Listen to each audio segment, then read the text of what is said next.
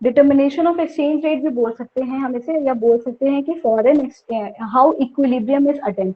Foreign exchange में equilibrium point किस तरीके से अटेंड की जाती है, कैसे हम इक्विलिब्रियम तक पहुंचते हैं।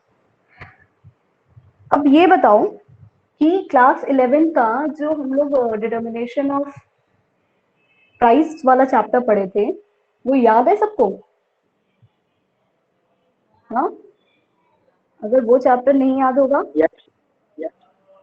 तो फिर आगे की चीजें समझ में नहीं आएंगी। तो याद होना चाहिए, और हम लोग पढ़े भी थे, बिल्कुल लास्ट में पढ़े थे, तो याद होना भी चाहिए। ओके, और उसी से रिलेटेड यहाँ पे चीज है, क्योंकि हम डिमांड एंड सप्लाई पढ़ रहे हैं और इक्विलिब्रियम पढ़ रहे हैं, तो ये थोड़ा बहुत जो है माइक्रो इकोनॉमिक्स से रिलेटेड ही चैप्टर है। इसमें क्या बता रहा है कि किस तरीके से इक्विलिब्रियम अटेंड की जाती है, लेकिन यहाँ गुड्स की बात नहीं हो रही है, यहाँ पे फॉरेन एक्सचेंज की बात हो रही है, या जो फॉरेन एक्सचेंज रेट है उस रेट को कैसे डिटरमाइन करते हैं उसकी बात हो रही है। कुछ यहाँ पॉइंट्स लिखे हुए हैं, ये जो पॉइंट्स लिखे हुए हैं 1 2 3 4 करके, ये जो है ये तुम्हारे फिगर, ये जो हम लोग ग्राफ बनाएंगे, फिगर बनाएंगे, उससे रिलेटेड है। उसमें जो जो पॉइंट्स मार्क किए गए हैं उसको एक थ्योरेटिकल वे में कैसे लिख के समझाना है उसके बारे में एक्सप्लेनेशन दी हुई है। और कभी भी क्वेश्चन अगर पूछता है और हम ग्राफ बना के समझाते हैं, उस ग्राफ को लिख के समझाना भी हमारी उतनी ही इक्वली रिस्पॉन्सिबिलिटी होती है ना। ऐसा नहीं करना है कि ग्राफ बना के छोड़ दिया और अपने आप टीचर समझ ले। जब भी जो बनाएंगे, जो चीजें हम लोग वहां ड्रॉ कर रहेंगे, उसको हम लोग लिख के भी समझाने वाले हैं। जैसे यहाँ लिखा हुआ है ना कि flexible exchange rate is determined by intersection of forces of demand and supply of foreign exchange. इसमें क्या बोल रहे हैं कि जो फ्लेक्सिबल एक्सचेंज रेट सिस्टम होता है वो कैसे डिटरमाइन होता है, by the interaction of demand and supply of foreign exchange. इसका क्या मतलब है कि जिस पॉइंट पे, जिस जगह पे डिमांड एंड सप्लाई कर्व जो है, अगर हम एक ग्राफ ड्रॉ करते हैं और ये प्राइस हो गया फॉरेन एक्सचेंज का, और यहाँ पे क्वांटिटी हो गई फॉरेन एक्सचेंज की, जिस भी पॉइंट पे, ये कौन सा कर्व है बताओ, इस कर्व को क्या नाम देंगे? डिमांड कर्व, क्योंकि वो डाउनवर्ड स्लोपिंग होता है। फिर एक और कर्व बनेगा जिसे हम नाम देंगे क्या? सप्लाई कर्व, क्योंकि वो अपवर्ड स्लोपिंग कर्व होता है। जिस भी पॉइंट पे डिमांड कर्व और सप्लाई कर्व क्या करेगा? इंटरसेक्ट करेगा, यानी कि ये पर्टिकुलर पॉइंट है डिमांड एंड सप्लाई कर्व के इंटरसेक्शन का, तो ये बन जाएगा हमारा क्या? Equilibrium point. ये पॉइंट ई है जिसे हमने नाम दे दिया, पॉइंट ई बन जाएगा इक्विलिब्रियम पॉइंट। और इस पॉइंट ई से प्राइस वाले लाइन पे, यानी कि वाई एक्सिस पे, जो जिस जहां पे ये अटेंड कर रहा होगा, वो बन जाएगा प्राइस ऑफ फॉरेन एक्सचेंज, जिसको हम बोलेंगे एक और नाम से कि ये बन गया हमारा रेट ऑफ फॉरेन एक्सचेंज। क्या है ये? Rate of foreign exchange. तो लेट्स से कि $1 इस वाले पर्टिकुलर इक्विलिब्रियम पॉइंट पे $1 जो है वो 70 रुपी की है इक्विलिब्रियम पॉइंट पे, ठीक है। जहां पे demand and supply curve intersection किया, वहां पे बन गया क्या? हमारा इक्विलिब्रियम पॉइंट। और यही बात वहां लिखी हुई थी कि फ्लेक्सिबल एक्सचेंज रेट ऐसे कैसे डिटरमाइन होता है? By the intersection of forces of demand and supply curve, ठीक है। वो पॉइंट बन जाएगा क्या? हमारा point E. At for the diagram, demand and supply of foreign exchange intersect at point E where the equilibrium exchange rate is determined। और जो ये एक्सचेंज रेट है इक्विलिब्रियम वाला, इसको हमने नाम दे दिया है क्या? O R. ये पॉइंट ओ है, ये पॉइंट आर है, ये जो ओ आर है वही हमारा इक्विलिब्रियम रेट ऑफ एक्सचेंज है। ओके, अब क्या होता है, अगर अगर रेट जो है वो ओ आर से इंक्रीज होके कहीं ऊपर की तरफ आ जाता है, ऊपर की तरफ मतलब मान लेते हैं, देखो ये R1 बन गया, यानी कि फॉरेन एक्सचेंज रेट इंक्रीज हो गया। अब कह सकते हैं लेट से $1 जो है वो ₹70 से बढ़ के क्या हो गया? 80 रुपीज बन गया $1। तो इस पर्टिकुलर रेट इंक्रीज करने पे, अगर ये पॉइंट अगर हम इंक्रीज करेंगे और एक्सटेंड करेंगे, तो डिमांड पे तो इस पॉइंट पे टच कर रहा है, एंड सप्लाई वाले लाइन पे कहाँ टच कर रहा है? यहाँ पे टच कर रहा है, ठीक है। कोई दिक्कत यहाँ पे? इतनी बातें समझ में आई? ये तो हमें आता था ना, पहले भी हम लोग पढ़ चुके हैं कि कैसे जो है डिमांड और सप्लाई बनता है। तो जहां पे रेट इंक्रीज करने पे, ये रेट क्या हो गया यहाँ पे, रेट जो है R से R1 चला गया, यानी $1 जो है ₹70 से ₹80 चला गया। डिमांड पे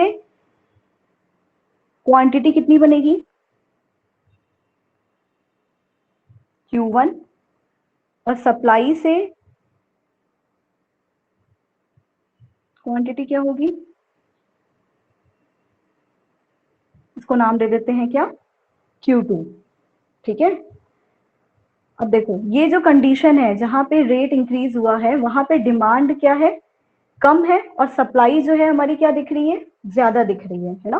क्योंकि सप्लाई का ग्राफ अगर हम देखेंगे तो सप्लाई ज्यादा है और डिमांड सिर्फ इतना सा आ रहा है, और सप्लाई इतना आ रहा है, क्वांटिटी Q2 सप्लाई की बन रही है और डिमांड की क्वांटिटी सिर्फ OQ1 तक बन रही है।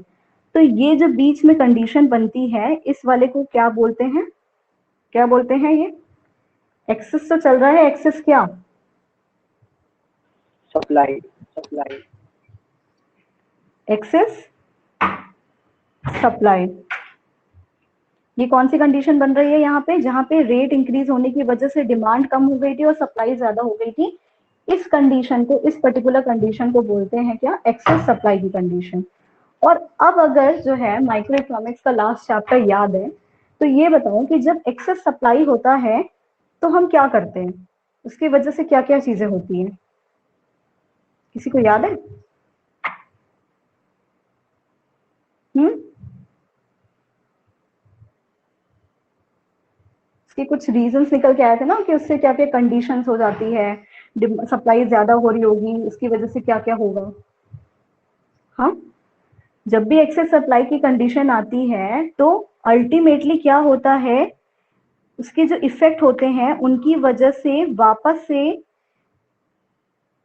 क्या होता है, सप्लाई कॉन्ट्रैक्ट करने शुरू कर देती है और डिमांड क्या करना शुरू करती है, एक्सपेंड करना शुरू कर देती है। ये ऐसा कुछ हम लोग पढ़े थे कि एक रीजन ऐसा आता है, इनका इफेक्ट ये पड़ता है कि वापस से जो है दोनों अपने इक्विलिब्रियम पॉइंट पे पहुंच जाती है, ज्यादा दिन तक एक्सेस सप्लाई की कंडीशन नहीं रह पाती है। ये बात कुछ याद आ रही है किसी को? और आई थिंक ऐसा एग्जाम में क्वेश्चन भी आ चुका है, एग्जाम में कुछ क्वेश्चन भी आया था ऐसा, excess demand and excess supply की। तो कहने का मतलब ये है ना कि अगर रेट अगर इंक्रीज होता है, उस केस में जहां पे डिमांड एंड सप्लाई कब इंटरसेक्ट करती है तो उससे नई क्वांटिटी मिलती है और वहां पे एक्सेस सप्लाई की कंडीशन जनरेट होती है। किसकी वजह से एक्सेस सप्लाई हुई, जब भी जो है रेट इंक्रीज होता है ना, foreign exchange rate equilibrium point से ज्यादा राइज हो जाता है, वहां पे एक्सेस सप्लाई की कंडीशन बन जाती है। और एक्सेस सप्लाई की कंडीशन ज्यादा दिन तक नहीं टिक पाती है, क्योंकि इसका जो इफेक्ट पड़ता है उसकी वजह से ये दोनों अल्टीमेटली कुछ समय बाद अपने वापस से इक्विलिब्रियम पॉइंट ई पे पहुंच जाते हैं। ठीक है, उसी तरीके से अच्छा, अभी तो 12 o'clock में एक और क्लास है, हमें रीजन जानने हैं इसके कि एक्सेस सप्लाई जो है वापस से नीचे क्यों क्यों आ जाती है, मतलब ये एक्सेस सप्लाई वापस से कम और ये डिमांड जो है, ये दोनों पॉइंट वापस से इक्विलिब्रियम क्यों टच करने लगता है, इसके रीजन हमें ढूंढ के बताओगे तुम लोग। ठीक है, 12 o'clock वाली क्लास में आगे पढ़ते हैं हम लोग।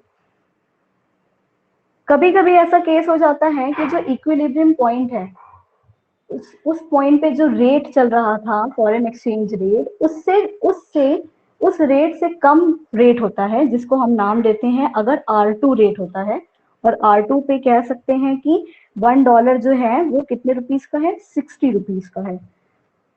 अगर फॉरेन एक्सचेंज इक्विलिब्रियम रेट से कम के रेट पे चल रहा होगा, तो उस केस पे अगर हम इस लाइन को एक्सटेंड करेंगे तो सप्लाई पे तो वो यहाँ इंटरसेक्ट करेगा और डिमांड पे कहाँ इंटरसेक्ट करेगा, इस पर्टिकुलर पॉइंट पे इंटरसेक्ट करेगा, जहां पे अब हमारा जो है सप्लाई का क्वांटिटी कम हो जाएगा और डिमांड की क्वांटिटी OQ2 यानी डिमांड की क्वांटिटी क्या हो जाएगी, बढ़ जाएगी।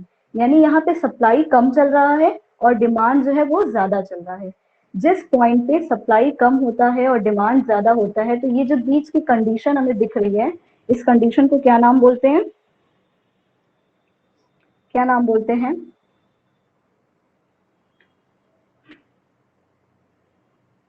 क्या नाम बोलते हैं? Excess demand, excess demand. पूछ रहे हो कि बता रहे हो? हम कंफ्यूज बता हो रहे गए। हैं, हम बता रहे हैं। हाँ, एक्सेस डिमांड, तो कॉन्फिडेंटली बोलो, एक्सेस डिमांड बोलते हैं। ठीक है, क्यों एक्सेस डिमांड बोलते हैं? क्योंकि इस पर्टिकुलर पॉइंट पे डिमांड हमारा ज्यादा चल रहा है और सप्लाई कम हो रही है। देखो सप्लाई की क्वांटिटी सिर्फ OQ1 है एंड डिमांड की क्वांटिटी OQ2 है, तो ऑब्वियसली यहाँ पे डिमांड ज्यादा चल रहा है। और जब भी डिमांड ज्यादा होता है और सप्लाई कम होती है, तो ये इफेक्ट भी किसी वजह से ज्यादा दिन तक नहीं टिकता है और अल्टीमेटली ये दोनों कहाँ पे पहुंच जाते हैं? अपने इक्विलिब्रियम पॉइंट पे पहुंच जाते हैं।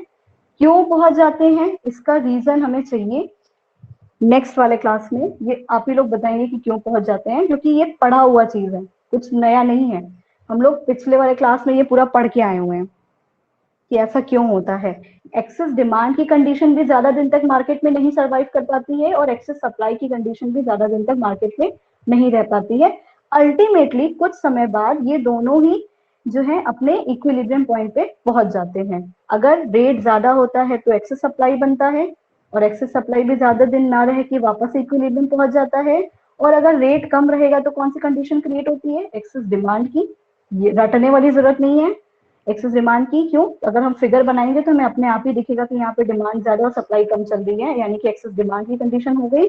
और एक्सेस डिमांड की कंडीशन भी ज्यादा दिन तक रुकती नहीं है, वो वापस से वो इक्विलिब्रियम पे चली जाती है। क्यों चली जाती है, क्या रीजन होता है, क्या इफेक्ट पड़ता है, ये ढूंढ के बताना हमको। ठीक है, ये वाली बात समझ में आई? ये क्या था? Determination of exchange rate. और इसी इन्हीं बातों को यहाँ पे जो है थ्योरेटिकल वे में एक्सप्लेन करके लिख के समझाया गया है कि यहाँ तक पढ़ लिए थे हम लोग। उसके बाद जब जब अगर रेट राइज करता है, यानी कि नया रेट बन गया था हमारा, कहाँ से? O से OR1 पे ना, जहाँ पे $1 जो है अब 80 रुपीज का मिल रहा था। उस केस पे क्या होता है कि the demand for foreign exchange will fall to OQ1 and the supply will rise to OQ2। देखे थे हम लोग, डिमांड जो है वो OQ1 चला जाएगा और सप्लाई जो है, देखो यहाँ सप्लाई कहाँ चली जाएगी? OQ2 तक चली जाएगी। इसका मतलब है this is a situation of excess supply which result in the exchange rate till it again reaches equilibrium level, that is OR। और वापस से ये अपने इक्विलिब्रियम लेवल तक चला जाता है, तब तक ये राइज करता है। ठीक है, उसी उसके बाद हम लोग ये दूसरी वाली कंडीशन जो किए थे जहाँ पे R2 आया था, यानी कि एक्सचेंज रेट फॉल होके OR से OR2 बन गया था, यानी $1 जो है वो 60 रुपी का था। The demand for foreign exchange will rise to OQ2। इस केस में क्या होगा, जो डिमांड है फॉरेन एक्सचेंज का, डिमांड कहाँ है? ये वाली डिमांड लाइन है। डिमांड जो है वो O से OQ2 तक चली गई और सप्लाई जो है वो O से OQ1 तक चली गई। इस केस में ये सिचुएशन क्रिएट कर देती है, कौन सी सिचुएशन? एक्सेस डिमांड की सिचुएशन। ये जो कंडीशन है वो एक्सेस डिमांड की सिचुएशन क्रिएट करती है, जिसकी वजह से which result in rise of exchange rate, जिसकी वजह से वापस से एक्सचेंज रेट फिर से बढ़ने लगता है। जब भी एक्सेस डिमांड आएगा एक्सचेंज रेट फिर से बढ़ने लगेगा और वापस से ये अपने कहाँ पे? इक्विलिब्रियम पॉइंट पे पहुंच जाएगा। ठीक है, इसमें लिखी हुई भी चीज है, अभी भी नहीं याद आ रहा है तो एक बार जरा ढूंढना कि क्या रीजन होते हैं कि वापस से ये पॉइंट जो है अपने इक्विलिब्रियम पे पहुंच जाती है। और ये जो एरो बना के दिखाए हैं, इस एरो को किस किस नाम से बुलाते हैं? अगर सप्लाई ऊपर की तरफ वापस से यहाँ जा रही है तो इसको क्या बोलते हैं, और अगर डिमांड कर वैसे जा रहा है तो उसे क्या बोलते हैं? ये चीजें हम लोगों ने पढ़ी हैं, 3 चैप्टर्स में पढ़ी हैं, डिमांड में भी, सप्लाई में भी, और साथ में लास्ट वाले चैप्टर में भी। ओके